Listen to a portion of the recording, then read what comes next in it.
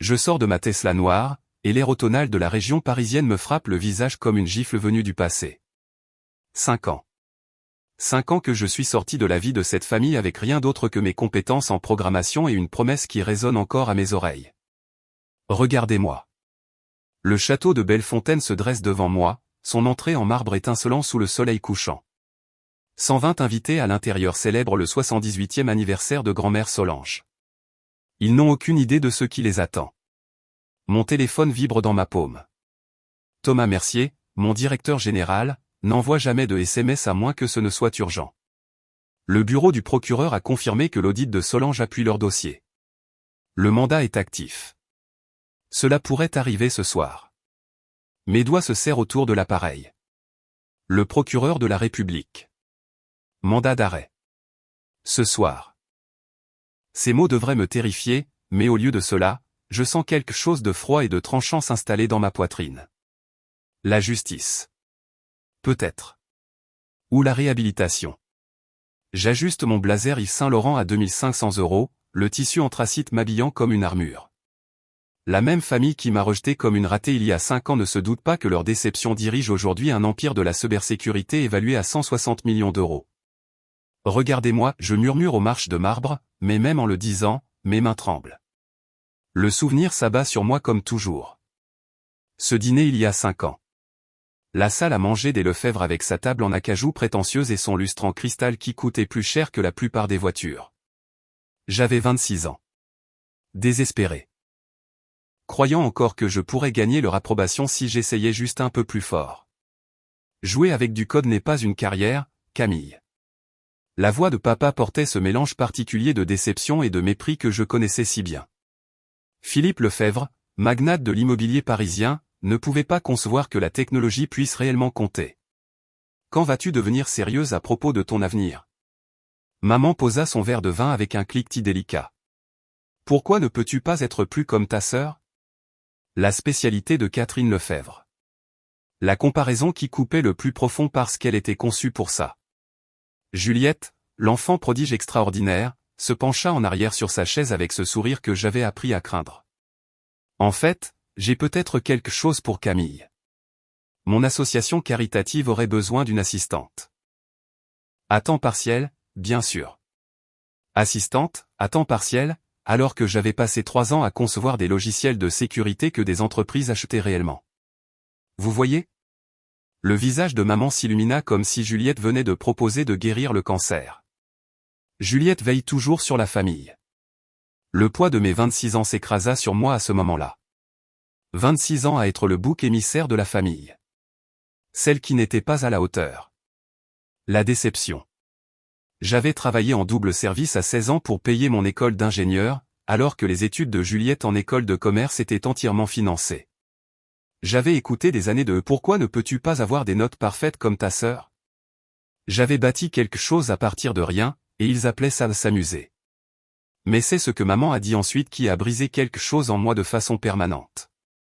Je veux juste être fier de toi, ma chérie. Est-ce trop demandé? Je suis fier de toi. 5 mots que j'avais poursuivis toute ma vie. 5 mots qu'elle n'avait jamais dit. Pas une fois. Pas même quand j'ai fini major de ma promotion ou quand mon premier client m'a payé 45 000 € pour un audit de sécurité. Le besoin de son approbation avait été ma faille fatale depuis l'enfance. J'étais la fille qui restait éveillée jusqu'à 3 heures du matin pour perfectionner des projets pour des parents qui ne remarquaient que les défauts. J'étais l'adolescente qui s'épuisait à essayer de prouver qu'elle méritait le même investissement qu'il donnait à Juliette sans poser de questions. J'étais la jeune femme qui continuait de croire que si je réussissais assez, si je gagnais assez d'argent, il me verrait enfin. Mais assise à cette table, regardant la satisfaction suffisante de Juliette et les expressions soulagées de mes parents parce que leur enfant chéri avait résolu le problème Camille, j'ai compris la vérité qui allait tout changer. Le jeu était truqué. Il avait toujours été truqué. Ils avaient besoin que j'échoue pour que Juliette puisse réussir. Ils avaient besoin que je reste petite pour qu'ils puissent se sentir grands. Ils avaient besoin que je reste désespéré de leur approbation pour qu'ils puissent la distribuer comme une récompense pour ma soumission. Je me suis levé de cette table en acajou. Le visage de papa s'est affaissé de choc. Le sourire de Juliette a vacillé. Regardez-moi, ai-je dit, 2 mots qui signifiaient tout et rien. Te regarder quoi? Construire quelque chose de réel? Prouver ma valeur? Réussir sans vous? Tout ça. Rien de tout ça. Je ne le savais pas encore. Je suis sorti par leur porte d'entrée dans la nuit d'octobre. J'ai bloqué leur numéro. J'ai renvoyé les cartes de vœux non ouvertes. J'ai bâti un Sentinelle cyber depuis un ordinateur portable à 1000 € dans mon studio, codant 18 heures par jour, alimenté par la rage et la détermination. Pendant 5 ans, je me suis choisi moi-même plutôt que leur approbation. C'était la décision la plus terrifiante et libératrice que j'ai jamais prise. Maintenant, je suis debout devant le château de Bellefontaine, et cette Camille de 26 ans terrifiée vit toujours quelque part dans ma poitrine, chuchotant que je n'ai pas ma place ici. Que je ne serai jamais assez bien. Que franchir ces portes prouvera qu'ils avaient raison à mon sujet depuis le début. Mais elle a tort. Je ne suis pas la fille brisée qui est partie il y a 5 ans. Je suis C. Lefebvre, PDG de Sentinelle Cyber. Le magazine Challenge m'a fait figurer sur sa liste des 30 moins de 30 ans, bien que ma famille ne l'ait jamais su parce qu'ils n'ont jamais regardé. Je protège les infrastructures critiques pour 3 régions. J'emploie 47 personnes qui dépendent de mes décisions. Je ne joue plus avec le code. Je gagne. Les portes d'entrée du château s'ouvrent alors qu'un couple de septuagénaires émerge, la femme serrant des perles qui coûtaient probablement plus cher que ma Tesla. Ils ne me reconnaissent pas, mais pourquoi le feraient-ils? La dernière fois que la haute société de Versailles m'a vu, j'étais l'échec de la famille Lefebvre. Ce soir, cela change. Mon téléphone vibre à nouveau. Un autre SMS de Thomas. Tu es sûr de ça? Je peux tout gérer d'ici. Je souris presque. Thomas Mercier. La première personne qui a vu ma valeur avant que je ne la prouve. Mon bras droit. Mon ami. Le frère que j'ai choisi à la place de la famille dont j'ai hérité.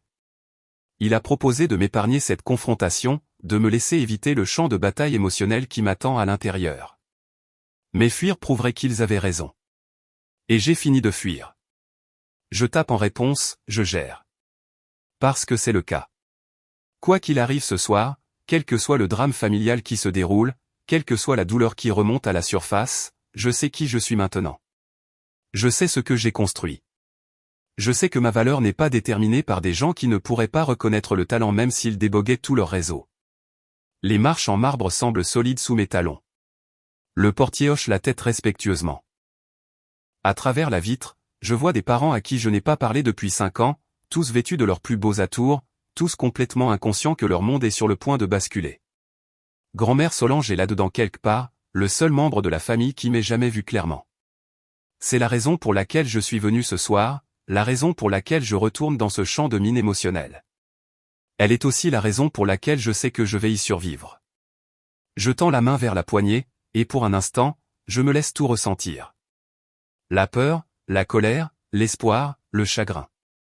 5 ans de silence se terminant en une soirée, la famille qui m'a brisé sur le point de découvrir qui je suis devenu en me reconstruisant. L'avertissement est arrivé 3 jours avant la fête de grand-mère Solange, enfoui dans ma boîte de réception du matin comme une bombe à retardement numérique. Juliette prépare quelque chose de gros pour la fête de grand-mère. Elle dit qu'elle va exposer la vérité sur toi. Le SMS de ma cousine Élodie arrête ma tasse de café à mi-chemin de mes lèvres. Je suis assise dans mon Penthouse à La Défense, au 47e étage au-dessus de la ville qui a vu renaître ma vie, et soudain j'ai de nouveau 26 ans. Le cœur qui s'emballe, les paumes moites, ce nœud familier d'angoisse se formant dans mon estomac. Exposer quelle vérité? Je n'ai parlé à aucun d'entre eux depuis 5 ans. J'ai été en protocole fantôme depuis que je suis sorti de leur salle à manger. Que pourrait bien savoir Juliette sur ma vie maintenant? Je transfère le message à Thomas sans un mot. Mon DG comprend la guerre familiale mieux que la plupart des gens ne comprennent leur propre carrière. Il a bâti sa fortune en échappant à un clan tout aussi toxique à Lyon. Sa réponse arrive en quelques minutes. Je suis dessus, j'appelle mes contacts maintenant. C'est pour ça que je paie Thomas une fortune. Enfin, l'une des raisons. L'autre est qu'il est la seule personne en qui j'ai totalement confiance, ce qui dit tout sur ma relation avec mes liens du sang et rien sur ses qualifications. 2 heures plus tard, il est debout dans mon bureau avec l'expression que j'ai appris à craindre.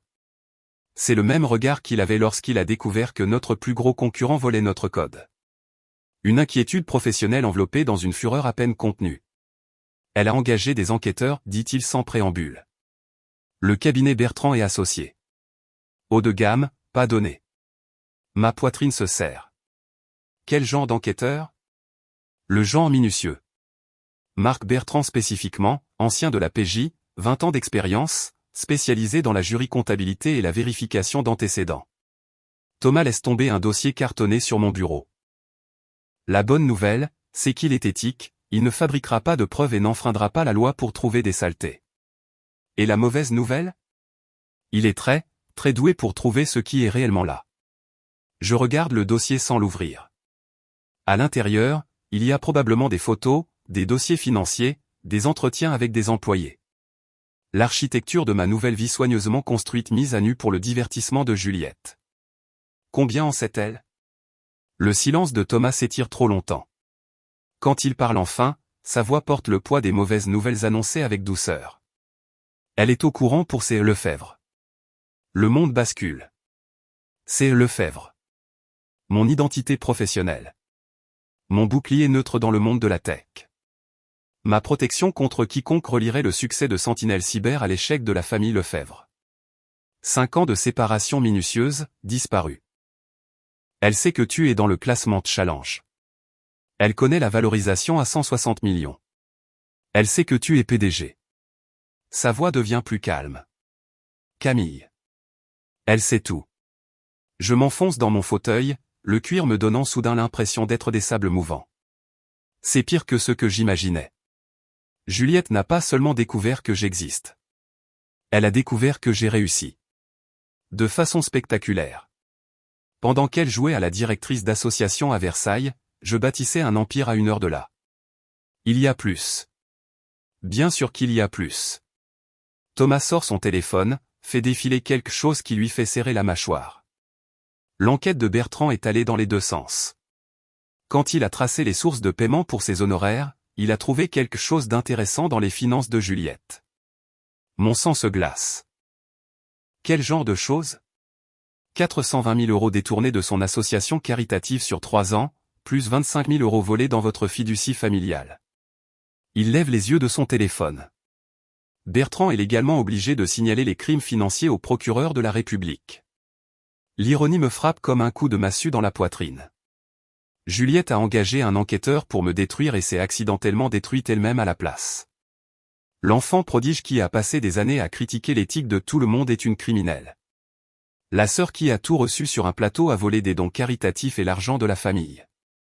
Quand dépose-t-il le signalement? Il le dépose. Ce matin. L'expression de Thomas passe de l'inquiétude à quelque chose de plus dur. Le bureau du procureur a confirmé l'ouverture d'une enquête. Cela pourrait entraîner des accusations fédérales d'abus de biens sociaux et d'abus de confiance. Je devrais me sentir vengé. Je devrais sentir que la justice est servie sur un plateau d'argent. Au lieu de cela, je me sens malade parce que je sais ce que cela signifie.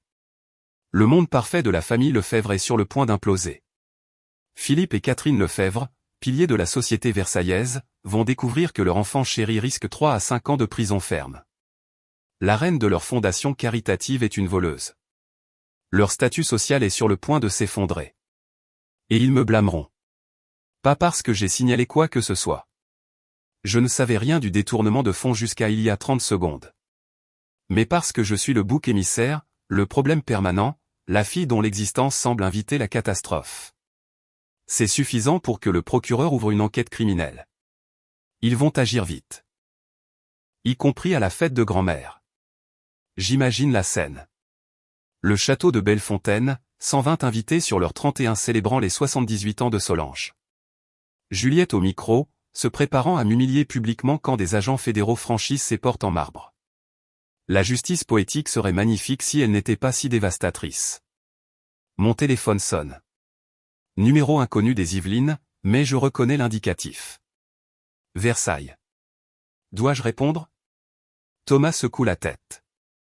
Rien de bon ne vient des numéros inconnus pendant les crises familiales. L'appel part sur messagerie. Puis un autre numéro inconnu appelle. Puis un autre. La rumeur se répand, je chuchote. Probablement Juliette, appelant les proches pour les mettre en garde contre ta tromperie au point. Elle ne sait pas encore pour le procureur. La voix de Thomas porte un amusement sinistre. Elle planifie toujours son embuscade, sans savoir qu'elle est déjà tombée dans une embuscade. Mon ordinateur portable émet un son de notification de mail. L'adresse de maman. Le premier contact direct en 5 ans. Objet, obligation familiale. Camille. Ton père et moi t'attendons à la fête de ta grand-mère. Quels que soient les jeux auxquels tu joues avec ta sœur, ils doivent cesser immédiatement. La famille passe en premier, pas tes sentiments blessés. Il est temps de grandir et d'assumer la responsabilité de tes choix. Nous discuterons de ton comportement en privé après la célébration. Mère. Je le lis 2 fois, puis je ferme l'ordinateur. Ils ne comprennent toujours pas, dis-je à personne en particulier. Ils pensent que c'est une question de sentiments et de rivalité fraternelle. Ils pensent que je suis le problème. Tu y vas. La question flotte dans l'air comme la fumée d'un incendie. Vais-je marcher sur ce champ de bataille émotionnel? Vais-je affronter des parents qui me voient encore comme la déception de la famille? Vais-je regarder Juliette se faire arrêter à l'anniversaire de notre grand-mère? Oui. Thomas hausse un sourcil. Tu es sûr? Je ne peux pas t'empêcher d'y aller, mais tu n'as pas besoin de te soumettre à ce cirque. Mais il a tort. J'ai besoin d'y être. Pas pour la vengeance, pas pour la justification, pas même pour la justice. J'ai besoin d'y être, parce que fuir prouverait tout ce qu'ils ont toujours dit sur moi. Que je suis faible. Que je ne peux pas gérer les responsabilités familiales. Que je suis le problème. Il y a 5 ans, je suis sorti de leur maison comme une ratée. Si j'y retourne, c'est en tant que succès. Pas pour leur approbation, mais pour ma propre paix. J'ai passé 5 ans à construire quelque chose de réel, pendant qu'ils jouaient leur jeu toxique. Je dis à Thomas, je ne me cache plus de la vérité. Même si la vérité va détruire tout ce qu'ils pensaient savoir sur leur famille parfaite, même si la justice arrive avec des menottes et des accusations pénales, même si rentrer à la maison signifie regarder tout brûler. Mon téléphone ne s'arrête pas de vibrer. Depuis que nous avons découvert l'embuscade hier, les notifications s'empilent comme des débris numériques d'une famille que je pensais avoir laissée derrière moi. Notifications sur les réseaux sociaux de parents dont je me souviens à peine. Message WhatsApp du groupe familial Lefebvre qui, d'une manière ou d'une autre, impossiblement, inclut toujours mon numéro. Je l'ai fait défiler pendant que mon café refroidit dans la salle de conférence exécutive de Sentinelle Cyber. La femme de l'oncle Robert postant des statuts Facebook cryptiques, certaines personnes pensent que le succès leur donne le droit d'abandonner la famille. Cousine Sarah, partageant des articles sur les valeurs familiales avec des commentaires pointus sur la loyauté. Les miettes de pain numérique de la campagne de Juliette, préparant tout le monde à la bombe qu'elle prévoit de lâcher à la fête de grand-mère. Le SMS d'avertissement d'Élodie d'hier semble prophétique maintenant. Juliette appelle tout le monde. Elle dit qu'elle va aller exposer la vérité sur toi à la fête. La vérité, comme si ma sœur avait la moindre idée de ce que cela signifie. Thomas entre dans la salle de conférence avec une pile de contrats gouvernementaux d'une valeur de 53 millions d'euros. Des systèmes de protection pour l'infrastructure de vote dans 3 régions. Un vrai travail. Un travail qui compte. Un travail qui maintient la démocratie en marche pendant que ma famille cancane à Versailles. La campagne familiale s'intensifie, lui dis-je, en glissant mon téléphone sur la table en acajou. Il lit les messages, sa mâchoire se serrant. Tu veux que notre équipe juridique envoie une mise en demeure? Pourquoi? Dire à des proches que leur sœur qui a réussi cache peut-être quelque chose? Je me penche en arrière dans ma chaise. Elle est trop intelligente pour quelque chose d'attaquable en justice.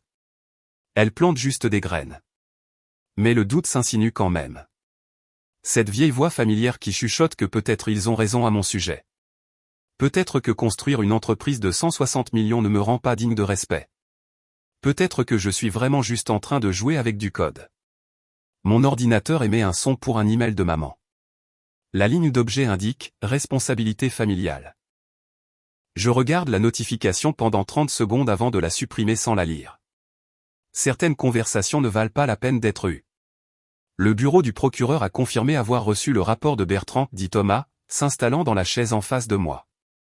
Mais pas de calendrier sur quand ils agiront. Quand? Pas si. La distinction compte. Les crimes financiers de Juliette finiront par la rattraper, mais la fête de grand-mère est dans 2 jours. 2 jours pour le chaos que ma sœur a prévu. Mon téléphone sonne. Numéro inconnu des Yvelines. Allô? Camille. La voix de papa. Grave avec une fausse autorité. Nous devons parler. Je n'ai pas entendu la voix de Philippe Lefebvre depuis 5 ans. Elle semble plus petite que dans mes souvenirs. Moins autoritaire. L'âge, peut-être. Ou la réalisation que ces tactiques d'intimidation ne fonctionnent pas sur quelqu'un qui a bâti son propre empire. À propos de quoi? À propos de quoi? La fête de ta grand-mère. Ta mère pense. Il marque une pause. Et j'entends la voix de maman en arrière-plan. Tranchante et insistante. Nous pensons qu'il serait préférable que tu ne viennes pas. Le coup familier du rejet frappe ma poitrine. Même maintenant, même après tout ce que j'ai accompli, ils veulent que je disparaisse. La fille gênante qui pourrait perturber leur récit familial parfait. Parce que Juliette dit que tu as répandu des rumeurs vicieuses selon lesquelles son association a des problèmes financiers. Nous n'avons pas besoin de ce genre de drame à la célébration de Solange. Répandre des mensonges. La projection est stupéfiante. J'ai parlé à exactement 0 membre de la famille du comportement criminel de Juliette. 0 post sur les réseaux sociaux.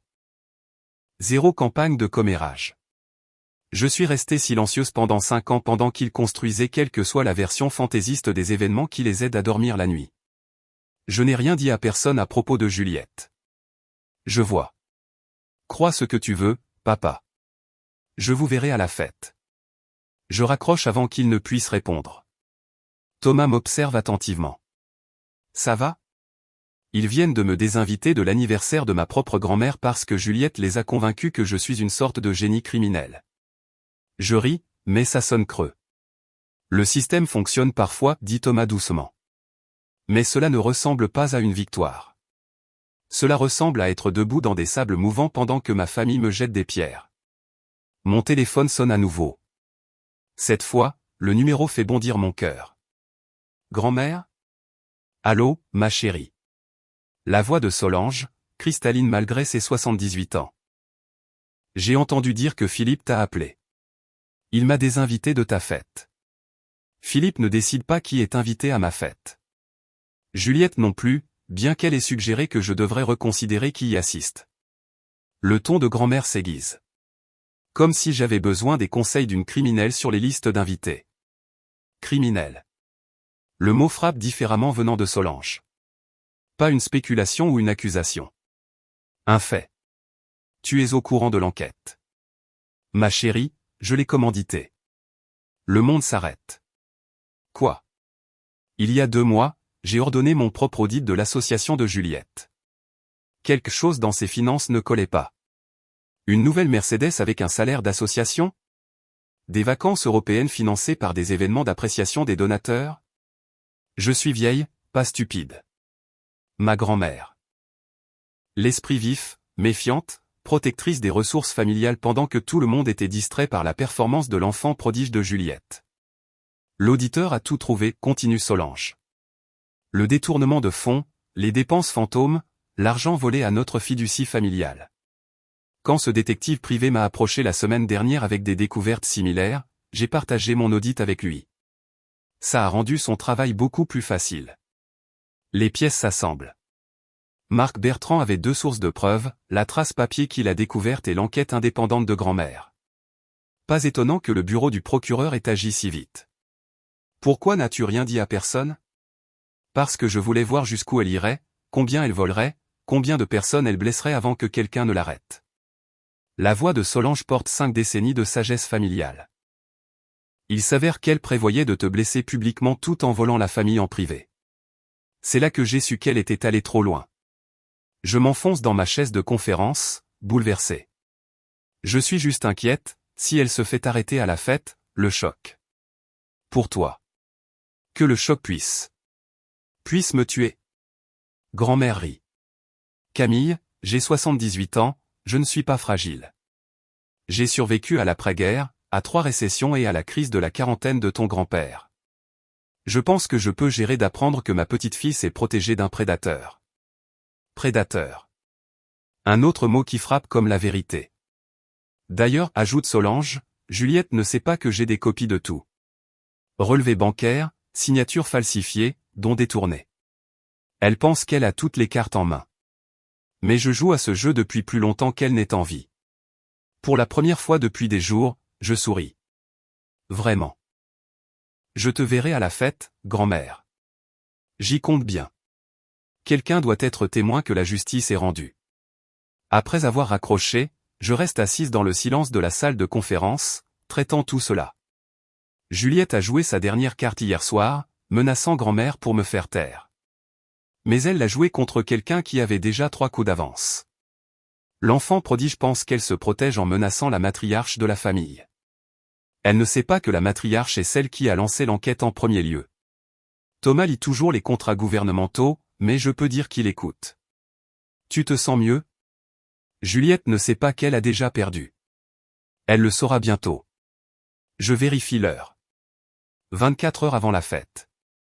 24 heures avant qu'une salle pleine de parents ne découvre que leur enfant prodige est une criminelle, tandis que leur bouc émissaire est PDG. 24 heures avant que 5 ans de silence ne se terminent en une soirée spectaculaire. Mon téléphone vibre avec une autre notification du groupe familial. Cette fois, c'est Juliette elle-même. Hâte de voir tout le monde demain soir. Il est temps que certaines vérités éclatent au grand jour. Je manque d'éclater de rire. Elle n'a aucune idée à quel point elle a raison. Le soleil se couche sur la ligne d'horizon de Paris, projetant de longues ombres sur le siège de Sentinelle Cyber. 47 employés rentrent chez eux retrouver des familles qui respectent leurs contributions. Des contrats gouvernementaux d'une valeur de 53 millions d'euros reposent sur ma table de conférence, protégeant la démocratie elle-même. C'est ce que j'ai construit pendant que ma famille chuchotait sur mes échecs. C'est ce que j'ai accompli pendant qu'ils élevaient une criminelle. Demain soir, ils comprendront enfin la différence. Mais ce soir, je vais me préparer pour la fête la plus importante de ma vie. Pas parce que j'ai encore besoin de leur approbation, mais parce que certaines batailles se gagnent d'elles-mêmes quand on arrête de les combattre. Et parfois, la chose la plus puissante que l'on puisse faire est simplement de se présenter et de regarder la vérité se dévoiler. Les portes de la salle de bal du château de Bellefontaine s'ouvrent avec le genre de timing dramatique qui n'arrive que dans les films ou les désastres familiaux. J'entre, et 120 conversations s'arrêtent au milieu d'une phrase. Les fourchettes se figent à mi-chemin des bouches. Les verres de vin s'arrêtent aux lèvres. Le silence se répand dans la pièce comme de l'encre renversée. Ils s'attendaient à quelqu'un de brisé. Ils ont droit à quelqu'un d'indestructible. Mon blazer Armani me va comme une armure ce soir gris anthracite au lieu du noir qu'ils imaginaient probablement que je porterais aux funérailles de ma propre réputation. 5 ans de thérapie et 160 millions d'euros de patrimoine net m'ont donné quelque chose qu'ils ne peuvent pas comprendre, une confiance inébranlable. À travers la pièce, le visage de Juliette devient blanc comme un linge. Elle se tient près de la table d'honneur, un micro dans sa main manucurée, clairement surprise en pleine préparation de l'humiliation qu'elle avait prévue. Sa bouche s'ouvre légèrement, puis se referme brusquement. Ce n'est pas la femme brisée qu'elle s'attendait à détruire ce soir, mais c'est le sourire de grand-mère Solange qui stabilise ma respiration. Elle est assise à la table d'honneur comme la reine qu'elle a toujours été, ses yeux gris perçants pétillants de secrets. Elle, comme moi, est l'une des 2 seules personnes dans cette pièce à savoir ce qui est réellement sur le point de se dérouler. Je ne me précipite vers aucun groupe en particulier. Je n'annonce pas ma présence ni n'offre d'explication. Je traverse simplement l'espace comme si j'avais ma place ici, parce que c'est le cas. Le succès m'a appris que la confiance ne consiste pas à faire ses preuves. C'est connaître sa propre valeur et laisser les autres rattraper leur retard. Cousine Élodie s'approche la première, le visage rouge de ce qui ressemble à de l'embarras. Camille, Waouh. Tu as l'air. Elle fait un geste vague vers ma tenue, ma posture, l'aura d'autorité tranquille que j'ai apparemment développée. Différente. Je finis pour elle. 5 ans, ça change quelqu'un. Oncle Robert regarde depuis sa table au coin, essayant probablement de concilier l'échec familial rejeté avec la femme qui se tient devant lui dans des vêtements à 3000 €. Je croise son regard et hoche poliment la tête. Il s'étouffe presque avec son vin. Juliette retrouve enfin sa voix. Elle tape 2 fois sur le micro, le grincement du Larsen coupant à travers les murmures de conversation qui ont repris. Mesdames et messieurs, famille et amis, sa voix porte ce ton de discours public rodé qu'elle a perfectionné grâce à son travail associatif. Ce soir, nous ne célébrons pas seulement le 78e anniversaire de grand-mère Solange. Nous accueillons aussi quelqu'un à la maison. L'accent sur quelqu'un dégouline de fausse chaleur. Je m'appuie contre le mur du fond, les bras croisés, la laissant faire son spectacle. Aujourd'hui, nous accueillons Camille à la maison, en tant que PDG. Le scepticisme dans sa voix pourrait couper du verre. Plusieurs parents bougent inconfortablement. Le visage de papa se durcit à sa table près de l'avant. La main de maman vole à son collier de perles, comme si elle vérifiait qu'il est toujours là. La pirouette de Juliette est plus fluide que je ne l'imaginais. Elle abandonne l'attaque basée sur des preuves qu'elle avait prévues et va directement à la manipulation émotionnelle. Mais que vaut le succès quand il est bâti sur l'ingratitude? Sur l'abandon de la famille qui vous a élevé, qui vous a aimé, qui ne voulait que le meilleur pour vous? Des murmures d'approbation parcourent la salle. Les têtes hochent. La famille Lefebvre a toujours été douée pour le jugement collectif. Le succès sans loyauté familiale n'est qu'un égoïsme sophistiqué. Sa voix devient plus forte alors qu'elle sent le soutien de la salle. Certaines personnes pensent que l'argent les rend meilleurs que les gens qui se sont sacrifiés pour elles. Je ne bronche pas. Il y a 5 ans, ces mots m'auraient écrasé. La Camille de 26 ans se serait effondrée sous cette onde publique, se serait précipitée pour se défendre avec des explications que personne ne voulait entendre. Mais cette femme est morte la nuit où je suis sorti de leur salle à manger. Cousine Élodie se penche vers moi, sa voix à peine un chuchotement. Est-ce vrai ce qu'elle dit? Que tu n'as jamais appelé? Jamais envoyé de carte? Tu comprendras tout bientôt, réponds-je calmement. Ma réponse composée semble la déstabiliser plus que n'importe quel argument défensif ne l'aurait fait. Elle s'attendait à de la culpabilité, de la honte, une justification désespérée. Au lieu de cela, elle a eu l'autorité calme de quelqu'un qui a bâti une entreprise protégeant des infrastructures critiques pour 3 régions pendant qu'il cancane à Versailles. Philippe rejoint la performance de Juliette depuis sa table. Certaines personnes pensent que le succès excuse l'abandon. Sa voix porte facilement à travers la pièce. Mais le caractère ne se mesure pas au compte en banque. L'ironie serait drôle si elle n'était pas si tragique. Le discours de Juliette devient plus vicieux alors qu'elle sent quelque chose changer dans l'énergie de la salle. Ses arguments préparés ne parviennent pas à atterrir comme elle s'y attendait. Quand la loyauté familiale devient gênante, quand la gratitude devient un fardeau, quel genre de personne choisit l'orgueil plutôt que l'amour? Mais je remarque que l'oncle Robert fronce les sourcils maintenant, tante Suzanne chuchotant à son mari. Le vent ne tourne pas comme Juliette l'avait prévu. Le mantra interne de ma thérapie traverse mon esprit. Leur opinion sur moi ne me regarde pas. Je me souviens de la dernière séance de thérapie avant que je ne décide de venir ce soir, le docteur Martinez posant la question qui a tout changé, que ferait la Camille de 26 ans maintenant? La réponse avait été immédiate et dévastatrice.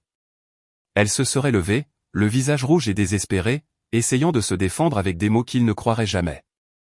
Elle aurait énuméré ses accomplissements comme un CV, les suppliant de voir sa valeur. La moi d'aujourd'hui comprend que la preuve vient par les actes, pas par les arguments. La vérité n'a pas besoin d'avocat de la défense. Alors je reste tranquillement près du mur du fond, laissant Juliette se pendre avec sa propre corde.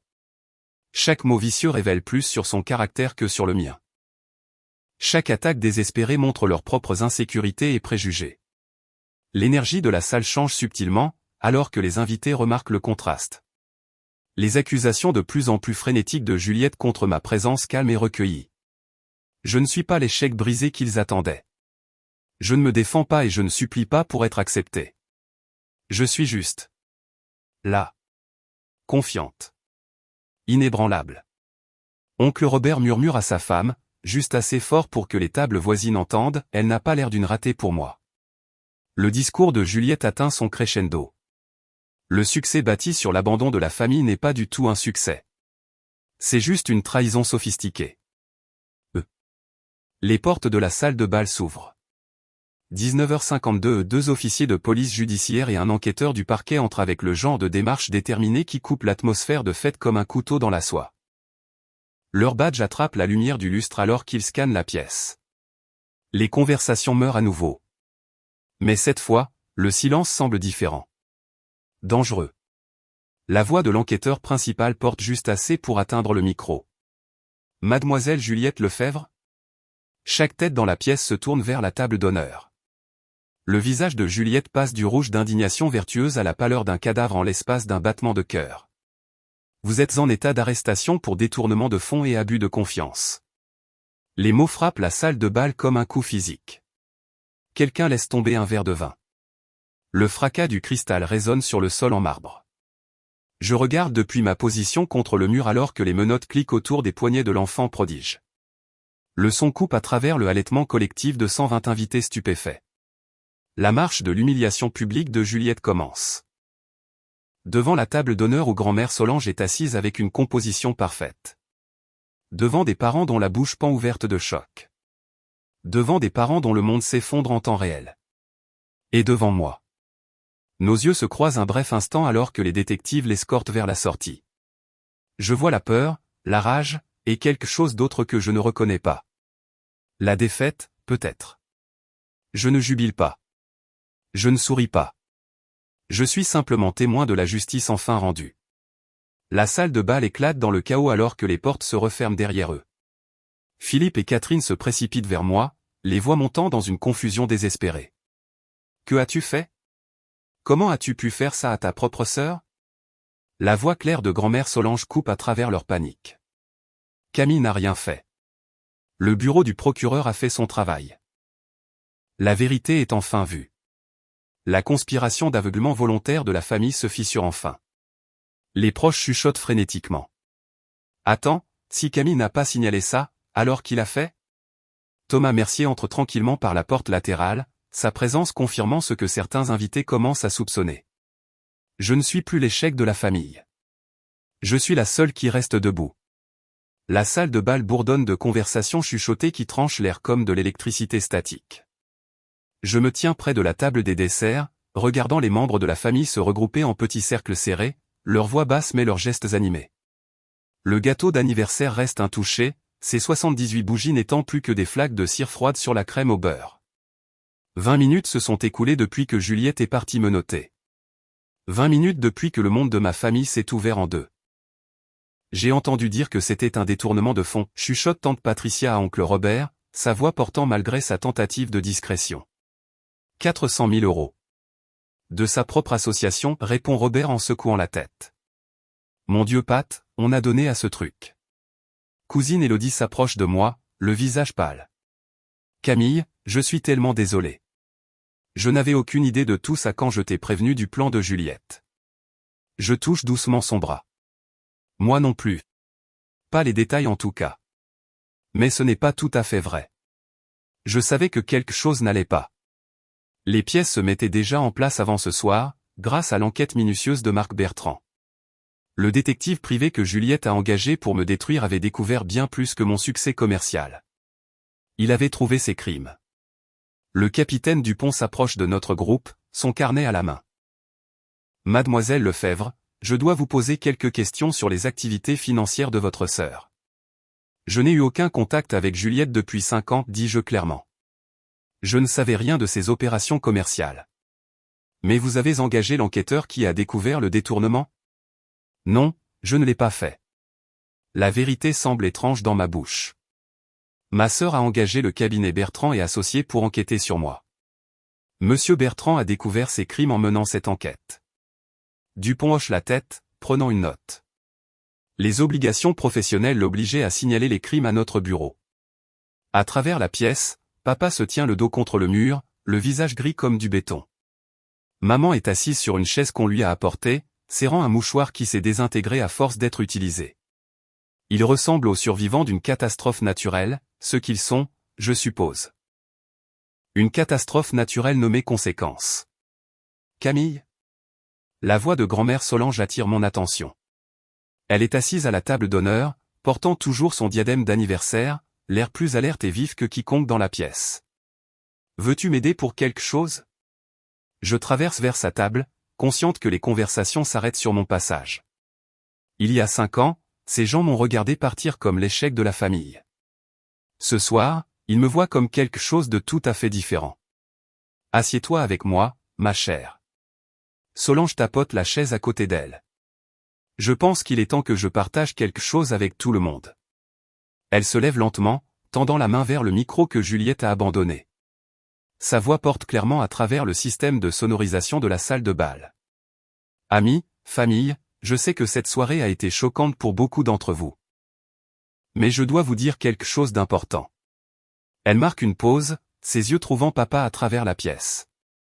Il y a 2 mois, j'ai commandé mon propre audit de l'organisation caritative de Juliette. La salle devient complètement silencieuse, même le personnel du traiteur arrête de bouger. J'avais des soupçons depuis un certain temps. Juliette vivait bien au-dessus de ce qu'une directrice d'association devrait gagner. Ses vacances en Europe le printemps dernier, financées selon elle par un bonus, ont soulevé des questions. J'ai donc engagé des experts comptables judiciaires pour examiner ses livres. Le visage de papa passe du gris au blanc. Mère, qu'est-ce que tu dis? Je dis que j'ai découvert ce que monsieur Bertrand a découvert. Des signatures falsifiées sur des reçus de dons. Des dépenses fantômes pour des événements qui n'ont jamais eu lieu. De l'argent détourné de programmes destinés à aider des enfants en difficulté. Sa voix se renforce à chaque mot. Étage 25 000 € volés à notre fiducie familiale. De l'argent qui était désigné pour mes soins médicaux. Le halètement qui parcourt la salle ressemble au vent dans des feuilles sèches. Grand-mère Solange a trouvé les relevés bancaires. L'argent de la fiducie familiale a financé les vacances de Juliette en Europe, ajoute-je doucement, ma voix portant dans le silence stupéfait. Le visage de l'oncle Robert devient rouge. Tu veux dire qu'elle a volé sa propre grand-mère? Tout en critiquant les autres pour leur cupidité, confirme Solange, tout en se positionnant comme le centre moral de notre famille. Je regarde l'information s'imprégner. Ces gens ont passé des décennies à voir Juliette comme l'enfant prodige, la responsable, la fille qui est restée proche et a pris soin de la famille. Apprendre qu'elle a systématiquement volé les personnes même qu'il adorait crée une dissonance cognitive qui se voit sur chaque visage. Maman parle enfin, sa voix rauque. Combien? 420 000 € de l'association, répond le capitaine Dupont depuis l'autre bout de la pièce. 25 000 € de la fiducie familiale. Restitution totale de 445 000 €. Le chiffre plane dans l'air comme une guillotine. Nous n'avons pas ce genre d'argent, dit papa doucement. Pas en liquide. Il faudrait vendre la maison. Je ressens une émotion complexe que je n'arrive pas tout à fait à nommer. Pas de la satisfaction, exactement. Pas de la vindicte. Quelque chose de plus triste et de plus définitif. La famille qui valorisait les apparences par-dessus tout est sur le point de perdre tout ce qui maintenait ses apparences. Leur maison à 1,2 million €. Leur adhésion au country club. Leur position dans la société. Tout cela bâti sur une fondation qui vient de s'effondrer. Philippe. Nous devons parler. Le capitaine Dupont s'approche de mes parents. Le procureur veut discuter de la coopération dans le dossier de votre fille. Alors qu'il s'éloigne, tête baissée, je remarque quelque chose que je n'ai pas ressenti depuis 5 ans.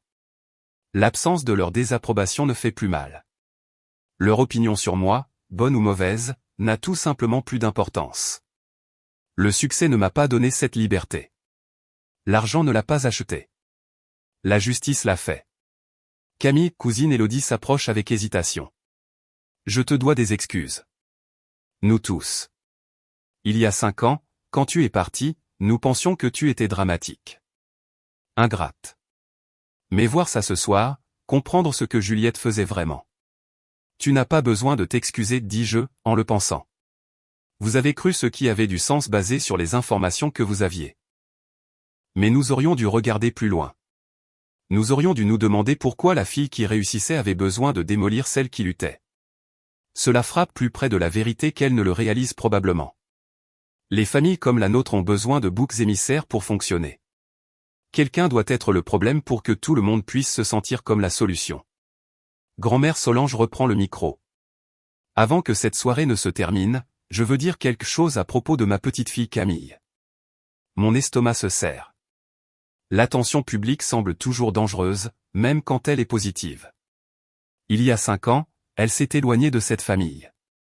Beaucoup d'entre vous ont jugé cette décision. Mais parfois, s'éloigner est le choix le plus courageux disponible. Ses yeux trouvent les miens à travers la pièce. Elle a construit quelque chose de remarquable pendant ce temps.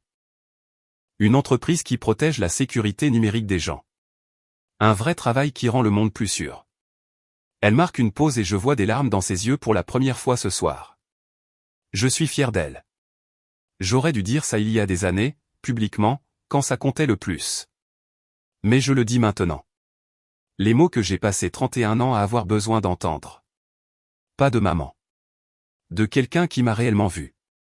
3 heures plus tard, j'aide grand-mère Solange à souffler les bougies de son gâteau. La fête s'est réduite aux membres de la famille, et l'atmosphère ressemble au lendemain de tempête. Endommagée, mais plus propre d'une certaine manière. À travers les fenêtres de la salle de bal, je regarde les voitures de police partir avec les dernières boîtes de preuves. Juliette passera les 3 prochaines années en prison. Papa et maman passeront la prochaine décennie à reconstruire leur vie à partir de zéro, et je continuerai de construire la mienne. Alors que j'accompagne grand-mère Solange à sa voiture, elle me serre le bras. Dans 6 mois, ma chère. Je soupçonne que tu transformeras tout ce gâchis en quelque chose de positif. C'est qui tu es. Elle a raison. Je prévois déjà d'acquérir l'association défunte de Juliette pour un euro symbolique et de la reconstruire en tant qu'organisation légitime. L'initiative de sécurité numérique Lefebvre aidera réellement les jeunes en difficulté à acquérir des compétences en cybersécurité. Le succès se bâtissant sur les ruines de la corruption. La justice servie avec un côté d'ironie poétique. Parfait. Le soleil du matin inonde par les baies vitrées de ce qui était autrefois le bureau d'angle de Juliette. 18 mois après cette nuit au château de Bellefontaine, je me tiens dans le siège rénové de l'ancienne fondation Juliette Lefebvre, maintenant l'initiative de sécurité numérique. L'ironie ne m'échappe pas que j'ai acheté l'entreprise criminelle de ma sœur pour 1 euro et que je l'ai transformée en quelque chose qui protège réellement les enfants en ligne. 23 employés travaillent à des bureaux debout là où Juliette orchestrait autrefois ses détournements de fonds. Leur conversation bourdonne d'une véritable excitation à propos des programmes d'éducation en cybersécurité, des ateliers de codage pour les jeunes à risque et des initiatives de littératie numérique. Le nom Lefebvre signifie enfin quelque chose de positif ici. Quelque chose que j'ai construit sur les cendres de la corruption de ma sœur. Marc Rodriguez, notre directeur de programme, s'approche avec une tablette montrant les chiffres d'inscription. Nous avons 15 enfants inscrits pour l'atelier de samedi. 2 viennent du foyer de groupe de la Selle Saint-Cloud. Le même foyer où Juliette prétendait envoyer des dons qui n'arrivaient jamais. Maintenant, nous sommes réellement présents. Parfait, lui dis-je, regardant un groupe d'adolescents à travers la vitre de la salle de conférence alors qu'ils déboguent leur premier programme de sécurité. Assure-toi que Jenny a commandé des pizzas en extra. Mon téléphone sonne avec un email qui me coupe le souffle. L'expéditeur indique, Solange Lefebvre, résidence Les Cèdres. L'objet, invitation au déjeuner dominical. Déjeuner du dimanche. 6 ans. 6 ans que je n'ai pas reçu d'invitation à un repas de famille. Et celle-ci vient de grand-mère Solange dans sa nouvelle résidence, pas de Philippe et Catherine dans leur modeste appartement à l'autre bout de la ville. Le même papier cartonné crème. La même écriture élégante. Mais maintenant, la dynamique du pouvoir a complètement changé. Je le lis 2 fois avant que l'anxiété que j'attendais ne vienne jamais. Au lieu de cela, je ressens quelque chose de plus léger. Le choix. L'invitation ne commande pas ma présence ni ne manipule ma culpabilité. Elle offre simplement une option, comme choisir entre 2 restaurants. Je tape répondre et écris, hâte d'y être, grand-mère. Je dois apporter quelque chose? Pas de peur. Pas de remise en question. Pas de besoin désespéré de prouver ma valeur par un comportement parfait. Juste une petite fille disant oui à sa grand-mère parce qu'elle le veut. Le souvenir surgit sans prévenir. 3 mois de thérapie, le cabinet du docteur Martinez avec ses murs gris apaisants et ses mouchoirs stratégiquement placés. Parlez-moi de l'approbation, avait-elle dit. J'ai passé 31 ans à essayer de gagner l'approbation de gens qui n'allaient jamais me la donner. Les mots étaient sortis comme une confession. C'est comme demander des collations à un distributeur automatique cassé. Vous continuez à mettre des pièces, à appuyer sur des boutons, à ne rien obtenir en retour, mais vous vous convainquez que la prochaine pièce fonctionnera. Le docteur Martinez avait hoché la tête. Que se passe-t-il quand vous arrêtez de nourrir la machine? Vous en trouvez une qui marche. Ce moment de révélation où j'ai réalisé que chercher la validation de personnes toxiques n'était pas de la persévérance, c'était de la folie. La liberté émotionnelle de construire l'estime de soi par l'accomplissement et le service plutôt que par l'approbation familiale avait pris des mois à devenir réelle. Mais maintenant, elle vit dans mes os. Je n'ai plus besoin de leur fierté, je chuchote au bureau vide. J'ai la mienne. La voix de Thomas porte depuis le couloir alors qu'il discute des projections trimestrielles avec notre nouvelle recrue. Le mois dernier, je l'ai promu président de l'entreprise. Notre partenariat professionnel devenant le genre d'amitié durable que je ne savais pas possible.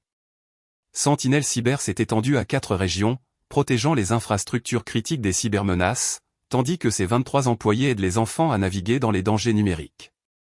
La reconnaissance de Challenge a conduit à des opportunités de conférences sur le leadership en cybersécurité.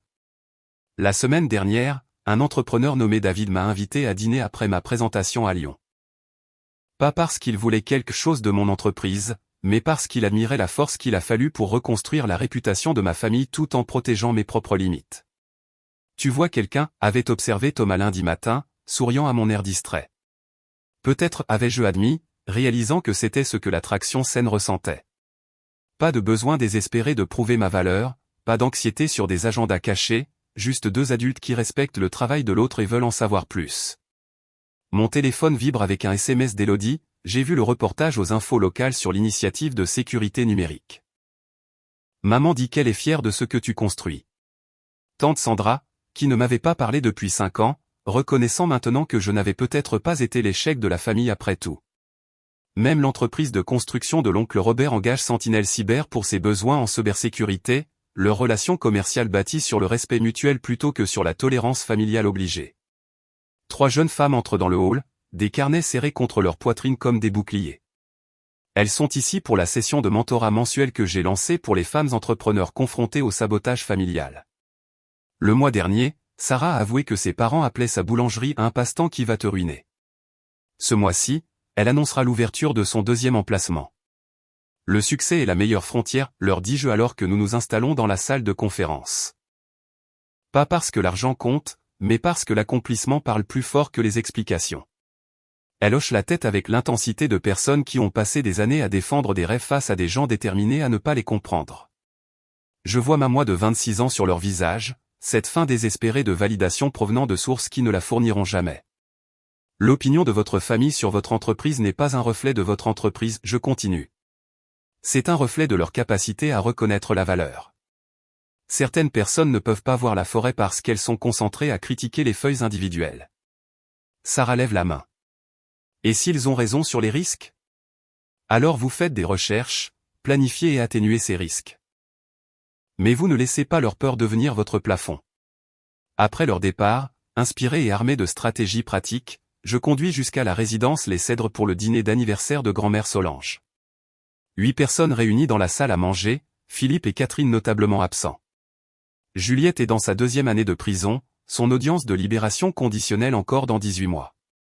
Cousine Élodie passe la purée tandis que l'oncle Robert raconte des histoires de chantier qui font réellement rire Solange. La conversation coule autour de sujets familiaux normaux, ces histoires sur le club de lecture de la résidence, mon dernier contrat gouvernemental, protégeant les systèmes de vote dans 3 régions. Pas de drame, pas de manipulation, pas de marche sur des œufs, juste une connexion normale entre adultes qui se respectent. Parle-moi de ce jeune homme à Lyon, dit Solange avec un sourire complice. Il s'appelle David.